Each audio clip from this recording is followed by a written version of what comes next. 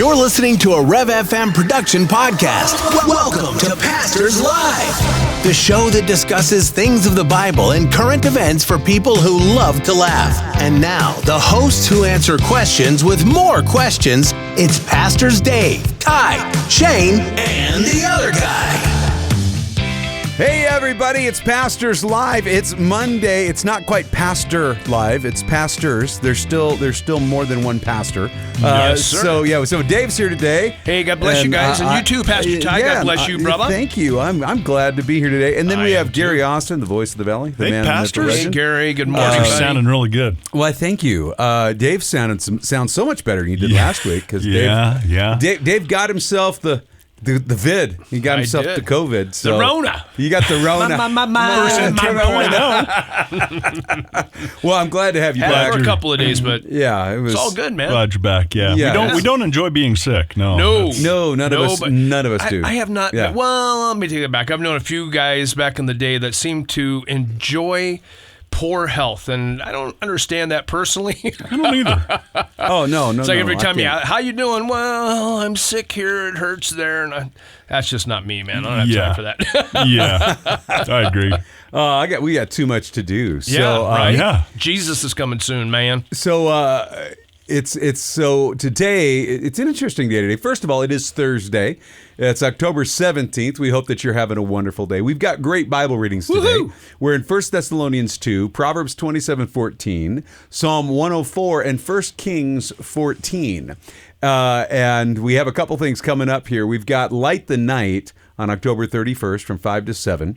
Admission for that is an unopened donated item for Operation Christmas Child shoeboxes. And that's 2 weeks from tonight, right? I think it is 2 weeks from tonight. Yeah, Thursday. And then we have it's an alternative to the local goings-on of Halloween, and come and see your Bible heroes, have some fun games. It's going to be a great time. And then, of course, we are in the throes of Operation Christmas Child, and so if you want to pick up a shoebox, you can do that here, or if you want to drop off a shoebox, you can do that here at the church at 4250 South 25th East here in Idaho Falls. And Dave, it is Get Smart About Credit Day. Oh, I thought that was Get Smart Day. Well, yeah, I was all set to talk about Agent 86. Yeah, Agent 13. Yeah. My favorite agent. He might be in here somewhere. You know what? He might be inside pretending the potato to be a head. microphone or potato head. You know what? That would make sense. So if you understood that reference, good for you. And if you didn't, I feel bad for you. I know. Get Smart was such a fun show back really in the was. day. Yeah. And so I hope you guys enjoyed that. Buck so Dave, Henry, right? Yeah. So Dave, what was your favorite, like when you were growing up, like your favorite TV show when you were growing up? What was that? Actually, Get Smart was one of them, but my favorite would have been Gilligan's Island. You know what? I'm going to have to go with Gilligan's Island is usually the first one that comes to my mind, but then it's Hogan's Heroes right after that. Oh, yeah. Hogan's Heroes was one of the Coleman boys' favorite, Yeah. We had a tunnel in the backyard till my dad found out. How far'd you get? Actually, the tunnel itself was probably, as an adult, I'm going to say 20 feet deep. As a kid, we thought it was a mile and a half, Yeah, well, I'm glad nobody got hurt. All we wanted to do was get from Mom and Dad's backyard there in L.A. County, Bellflower, out to the sewer. I mean, it seemed like a pretty reasonable goal.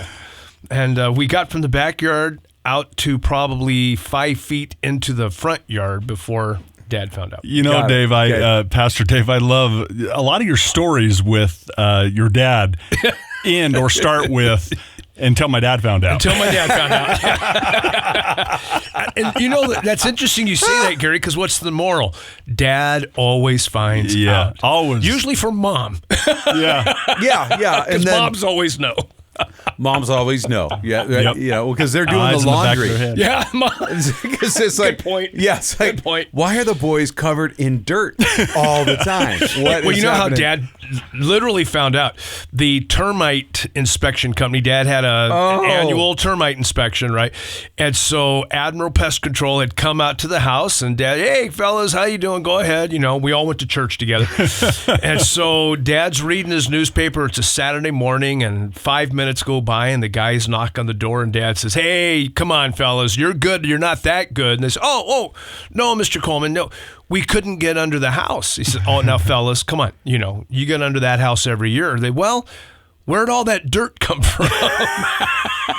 Dad's like, "What dirt?" And we had built this berm because we were idiot boys. We're putting the dirt under the house right in front of the crawl space. And now there's a berm that Admiral Pest Control couldn't get between the berm and the floor, Okay.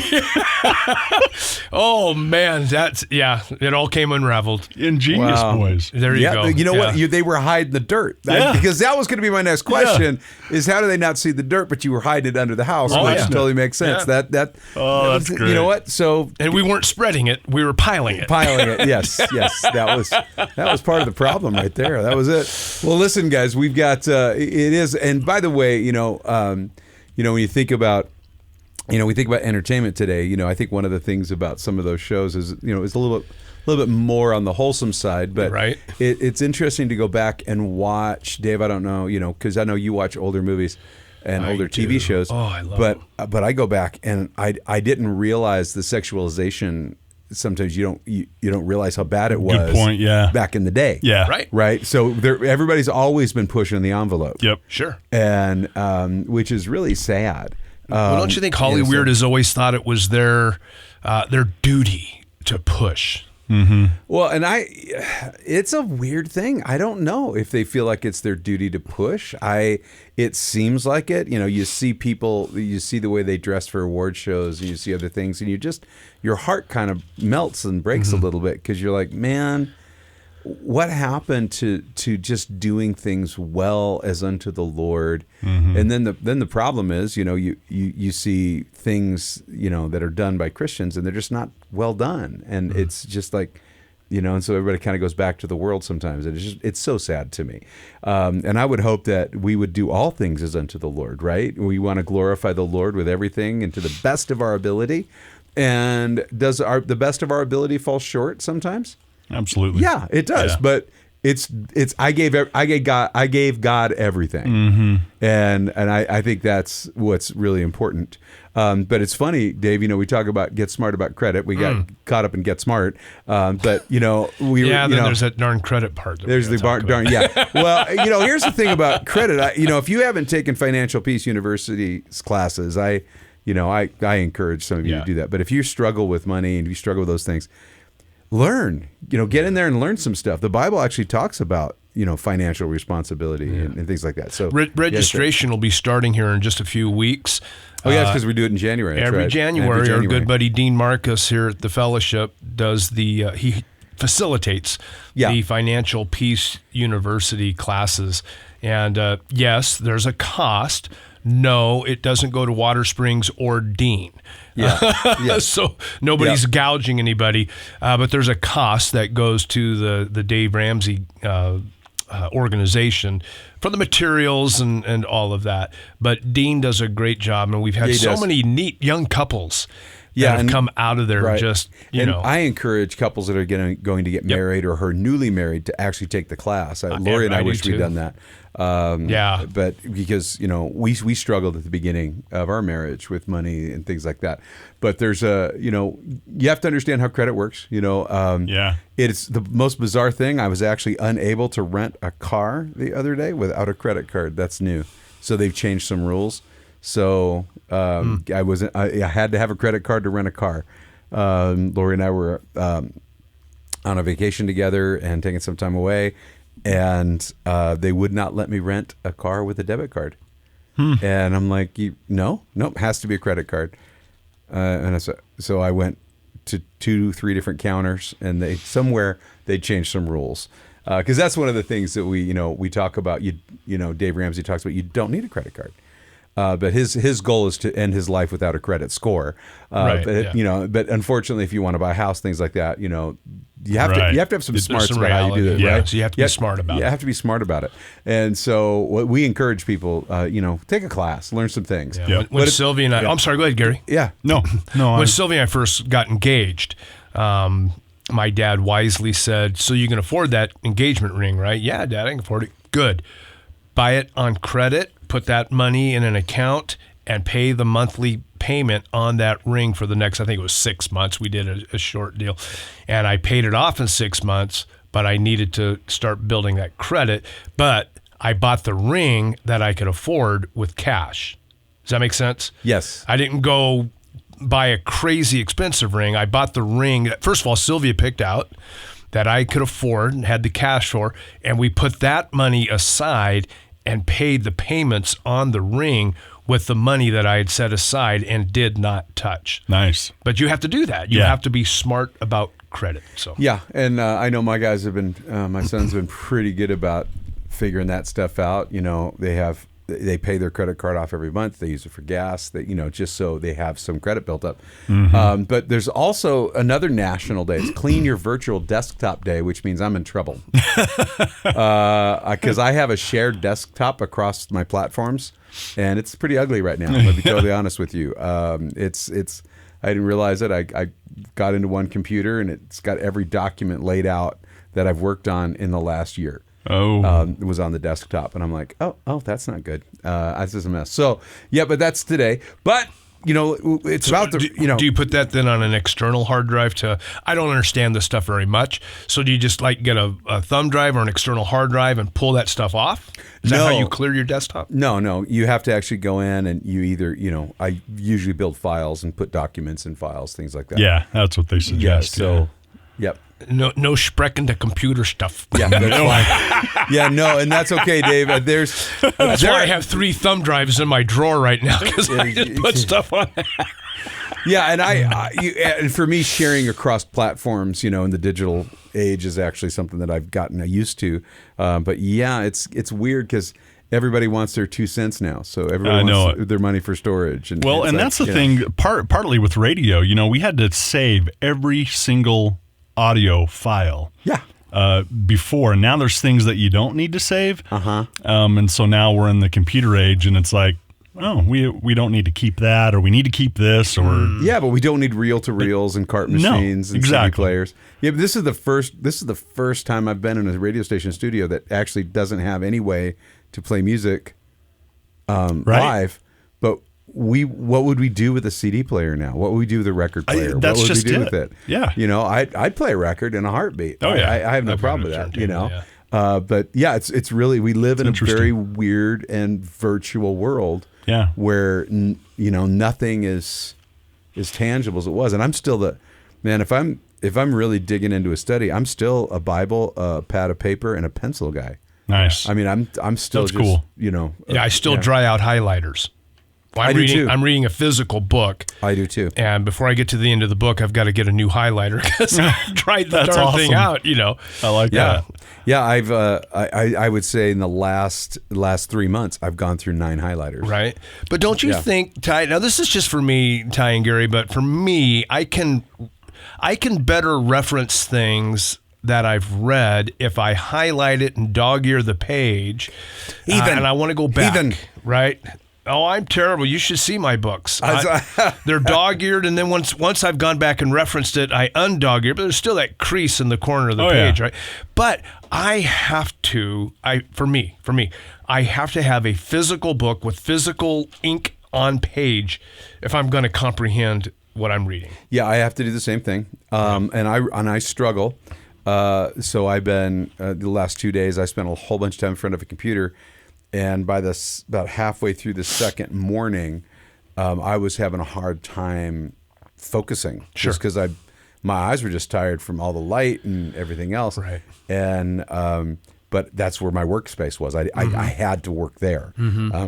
But yes, I find for me a physical Bible, physical book. Is you mentioned that on Sunday. I go, yeah. The idea of have a physical Bible with you in church. Yeah, well, I just think it's so important, guys. Well, and I think it is too, because we don't realize how much we actually use our Bibles. Right. Well, you've seen me. I sit there. I take 2 chairs because I've got my physical Bibles open, sitting next to me. Yep. at the text that you're teaching from, or whoever's teaching. Right. But typically, if you're teaching, I've got the physical Bible open next to me. I have my computer open because that's where I'm taking my notes. Yeah. But I try to be very careful if little things come across. You just got a message. I get rid of that because I'm trying to focus on taking good notes and taking in the words. Does that make sense? Yeah. Mm-hmm. So, and I'll have on Blue Letter Bible, whatever passage you're teaching from, like we're in Exodus now. Last night we were in Exodus. Sundays we're in Acts.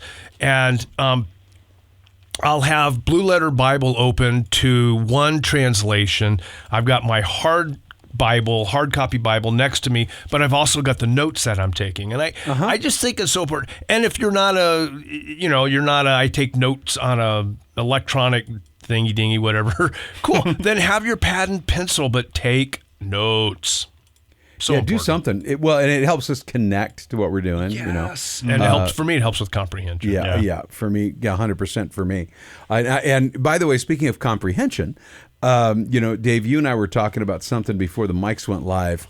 And we look at 1 Thessalonians chapter 2, and where our reading is today. And Paul says, "For you yourselves know, brethren, that our coming to you was not in vain." And he makes the point. He says, "Look, our coming to you was not something that we didn't waste our time." I would like to point out that they couldn't because this church was planted in 3 weeks. He was there for 3 Sabbaths, and then he was kind of run out of town. So let's just clarify that, right? And by the way, which is really interesting when you look at all the things that he taught them, especially the eschatology, right? Right. And he says, now, verse 2, he says, "But even after we had suffered before and were spitefully treated at Philippi, as you know," and I love what he says, "we were bold in our God to speak to you the gospel in much conflict. For our exhortation did not come from error or uncleanness, nor was it in deceit." I think we were talking about the idea that we need to speak truth. We need to speak boldly. We understand that there's going to be conflict when we speak truth. Right. And I was having a conversation with someone the other day, and I said, they were pushing me to in a direction. And I had to stop them and say, "Hey, hold on a second. You're not going to be satisfied with my teaching until I'm mean if you keep pushing me in this direction." And I don't think they'd ever had somebody say that to them. And I said, "You're only happy when the pastor's being mean from the pulpit." Oof. And that's not.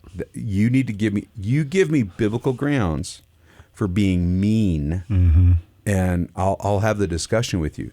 I can speak truth, but Jesus says the concept is we speak truth, but our words need to be seasoned with grace. Yeah. We need to speak truth, but we speak truth in the context of God's love. For it is the goodness of God that leads someone to repentance, not an angry pastor.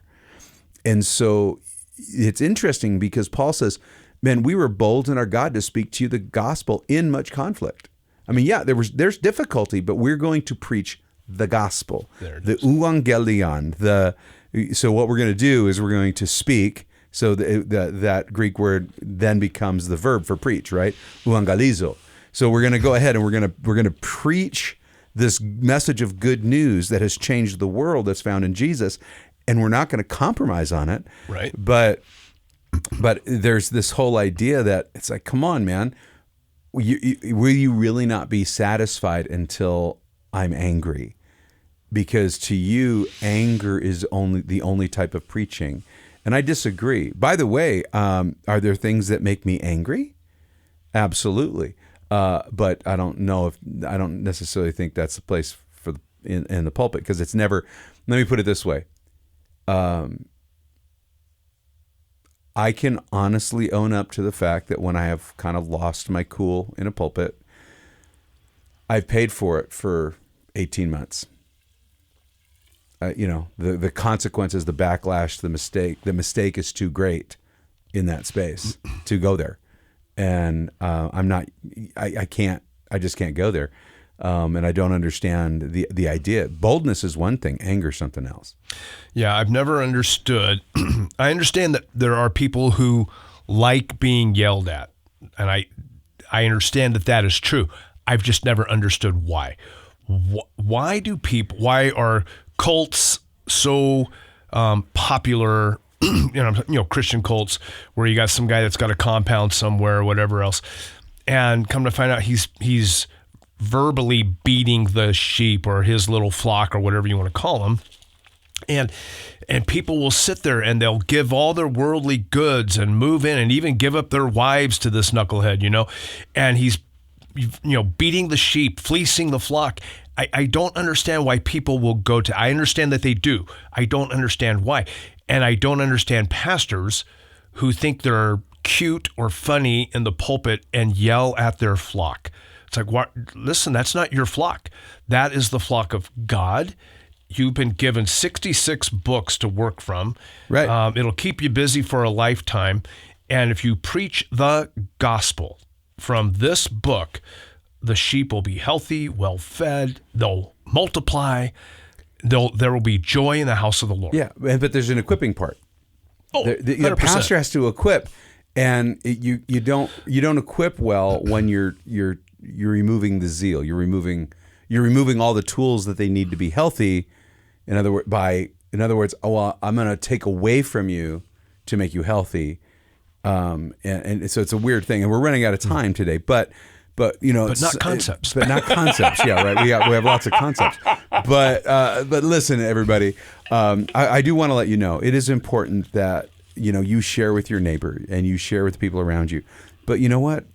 Do it in love. Put a smile on your face. Put a smile on your face. Smile at people. And I always have great grocery store stories. And I this last week I went to the grocery store and I was trying to be really nice. People were not having it. Really? Oh no, I actually had somebody get out of. I was trying to engage with somebody, and just trying to be kind, and they were just like got a different line. I'm like, all right, well, and I felt bad because they were behind me, not ahead of me. So I was like, but I was like, I'm just trying to be kind right now, and they're just not having any kindness right now. Right. And it kind of broke my heart. A lot of people are angry right now. And it seems like every 4 years this happens. I don't know what the correlation is. But anyway. Me neither, but we'll come back to that. Hey, listen, guys. Honest to goodness, you are loved. You're Absolutely. loved by Jesus Christ. You're loved by us. We'd love to hear from you, Pastors Live at therev.fm. Yep.